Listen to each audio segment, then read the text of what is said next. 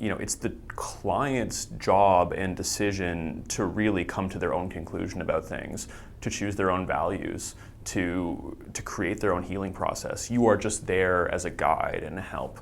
And I think that's a really important point. But I think that people get lost in that fear. They don't want to overstep their bounds. And so they kind of retreat into the back and then leave the client more on their own than they necessarily need to be. What I've found is that even if I'm showing up directively, authentically myself, providing homework, giving my opinion about things, giving my interpretations, clients are much more able than we think they are. And if a client disagrees or doesn't want to do something, they'll tell me. And they do frequently. So I take risks with clients and I tell them what I think about what I'm listening to. And I'll often preface it with, hey, this is my opinion, do you want to hear it? And always they want to hear it because they're coming to me to listen to what I have to say. They're really investing in this process and they trust me. And them trusting me doesn't mean that they believe everything that I say.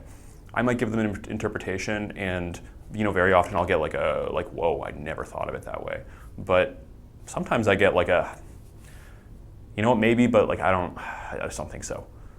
And I think that process is really good. I think learning to think critically about interpretations of what's happening in their own minds is actually a really important part of the therapeutic process.